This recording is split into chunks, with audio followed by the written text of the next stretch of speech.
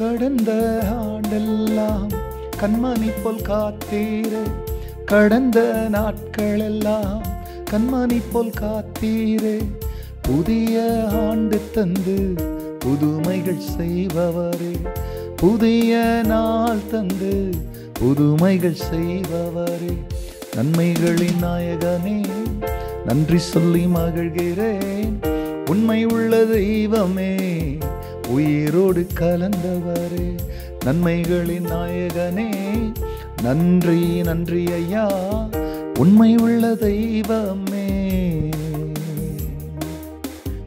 உயிரோடு கலந்தவரே. கர்த்தருடைய பரிசுத்த நாமத்திற்கு மகிமை உண்டாவதாக. ஆண்டவராக இயேசு கிறிஸ்துவ நாமத்தில் வாழ்த்துக்கள்.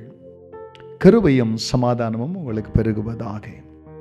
அன்பானவர்களே, இந்த நாளிலும் தேவனாகிய கர்த்தர் நமக்காய் கொடுக்கின்றவருடைய வாக்குத்தத்தமானது ஏசாயா தீர்க்கதரிசன புஸ்தகத்தில் 1ஆம் அதிகாரத்தில் 19ஆம் வசனம். நீங்கள் மனம் பொருந்தி செவி கொடுத்தால் தேசத்தின் நன்மையை புசிப்பீர்கள். அன்பானவர்களே, நம்முடைய ஆண்டவராகிய தேவன் அவர் ஓங்கிய புயத்தினாலும் பலத்தை கரத்தினாலும் ரட்சித்து எகிப்திலிருந்து கொண்டு வந்த தன் ஜனத்துக்கிட்ட வனாந்திரத்தில் அவர்களுக்கு எடுத்த பாடம், என் வார்த்தைக்கு செவி கொடுங்க, என் கட்டளைகளை கை கொள்ளுங்க, என் கற்பனையின்படி நடங்க, என் நியமங்களை மறக்காதருங்க. அப்படி நீங்கள் இதை கை கொண்டீங்கன்னா நீங்கள் போகிற தேசத்தில் இதனால் நீங்கள் பிழைக்கலாம். என் வசனத்தின்படி நீங்கள் வாழ்ந்தீங்கன்னா நல்லா வாழ்வீங்க அப்படின்னு வசனத்தினாலே உண்டாகிற பாதுகாவல், வசனத்தினாலே உண்டாகிற செழிப்பு, வசனத்தை கைக்கொள்வதனாலே உண்டாகிற சமாதானம், இதை குறித்து தெளிவாய் அறிந்த கர்த்தர் தான் ஜனங்களுக்கு கட்டளையாய் தமது வசனத்தை, every word of God is conditional and word of God is a command. கர்த்தருடைய வசனம் நிபந்தனையானது, கட்டளையானது. அந்த கட்டளைக்குள்ளே நம்முடைய வாழ்க்கையை நாம் பிரியமானவர்களே அடக்கிக் கொள்வோமேனால் ஆண்டவர் அதில் இருக்கிற நன்மையை நாம் அனுபவிப்போம் என்பதை அறிந்தவராக இதை சொல்லுகிறார். நமக்கு செழிப்பு வேண்டும், செல்வாக்கு வேண்டும், உயர்வு வேண்டும், மேன்மை வேண்டும்.